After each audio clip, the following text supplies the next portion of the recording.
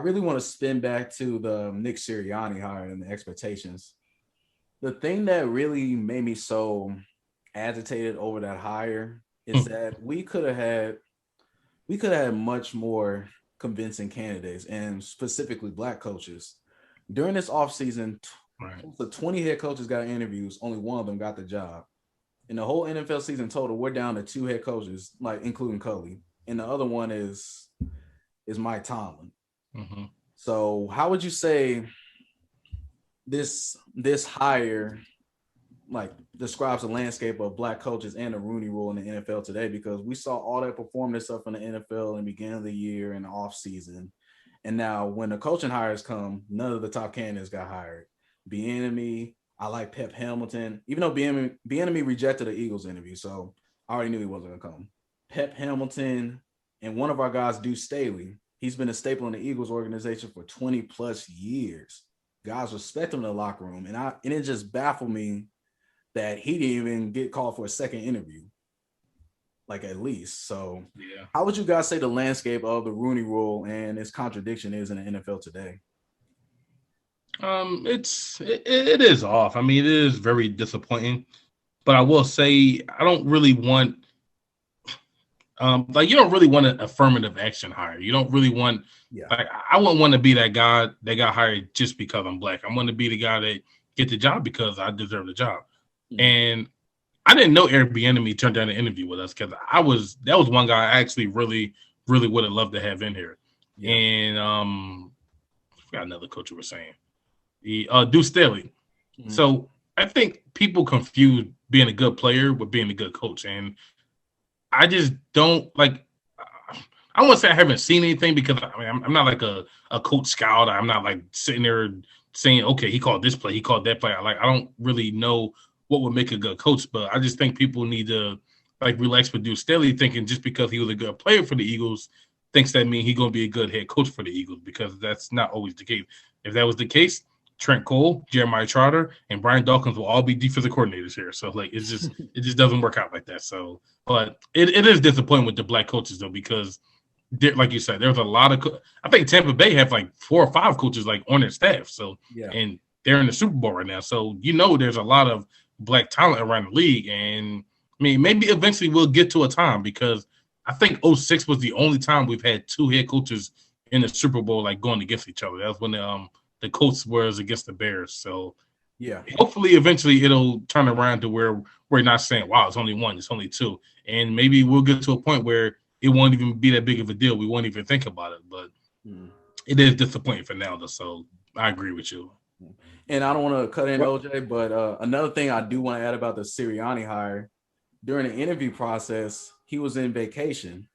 And apparently, when he was on a Zoom call saying, "Oh, I left my suit at home," the Eagles organization literally took off their suits and put in sweatpants and hoodies too, just to make them feel comfortable. And knowing as African American men, we have to Yeah. try 2 or 3 times harder in order to Right. advance in our lifestyle. Right. So it's hearing stuff like that really just grinds my gears. So it's like you made Staley and all the other black coaches put on 3-piece suits just to reject them, but Nick over here putting Right. on lounge stuff and then you accommodate to that. That's It's another it's thing that kind called of white privilege. It's called white privilege. For sure. I mean, it's no other way around it. I mean, I've even had interviews, just being in corporate America, and I'll have a suit on, and I even question whether I'm dressed up enough. Right. So whether I'm right for the job. Do I have the right tie on? Do I have the right suit on? I'm making sure that it's properly tailored. Mm-hmm. All those things. It just one little thing can just you feel like it just throw you off, other than your skin color in itself. Yeah. But I think the Rooney Rule it's flawed. I think the origin of it is well intended, but we just have to get to the core of it. I mean, these owners, they're going to hire who they want, and that's another story because they really don't half the time they really don't know what they want. They really don't know what they want. They really don't know who they want as a coach. And another thing is they're very impatient.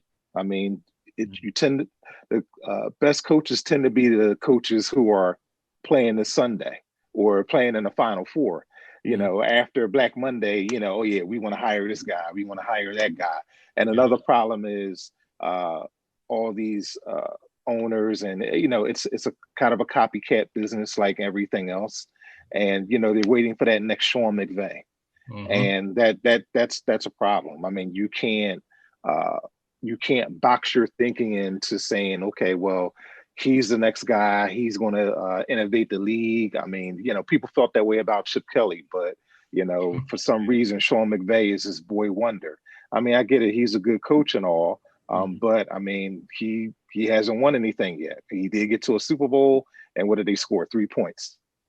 So because of Jared Goff. Yeah, I mean, yeah, it's partly Jared Goff too. But I mean, if you're this innovator, or you're reinventing the wheel of coaching, you got to find a way to score more than 3 points. He had Ty Gurley too, and we refused to utilize him to the best of his ability, except for their rookie years. So that's another thing.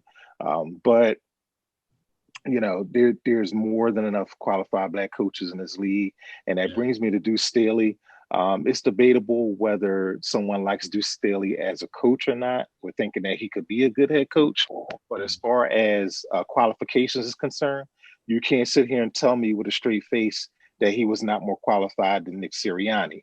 I mean, because not only I don't even care at this point that he was a player. I mean, he's been a head coach. I mean, he's been an assistant coach for 10 years, and he's moved up.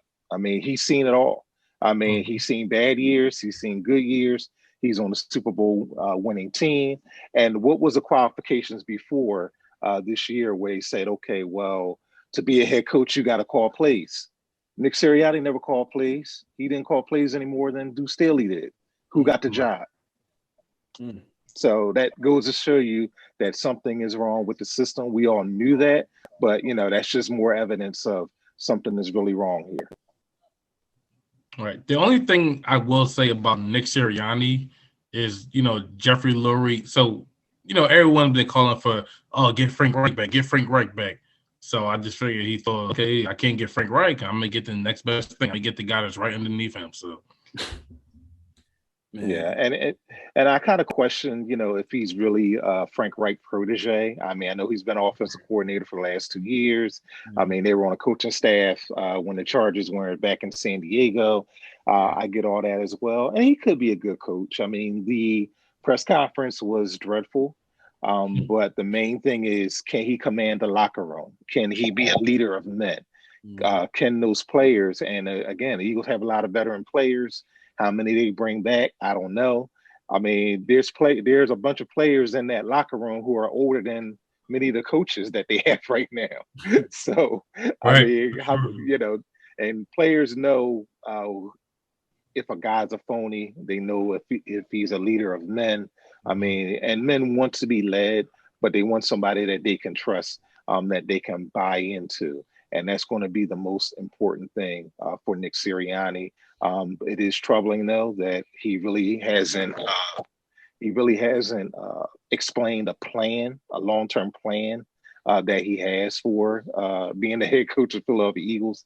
He kind of sounded to me initially like, he was a super fan who was happy to have field access, so, but it just remains to be seen, how he'll command that locker room. And I just hope that his coaching prowess is much better than his public speaking skills. Man, let me drop a clues bomb for that, because this man is spit.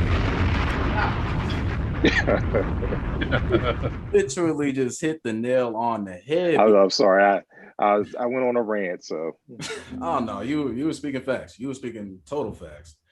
And that's the one thing that's really going to put Sirianni under the microscope this year, because yes, you were a protege of Frank Reich, but right now to me, you're the Walmart version of him. Like, what does that show me? I mean, like you said, like he probably wasn't even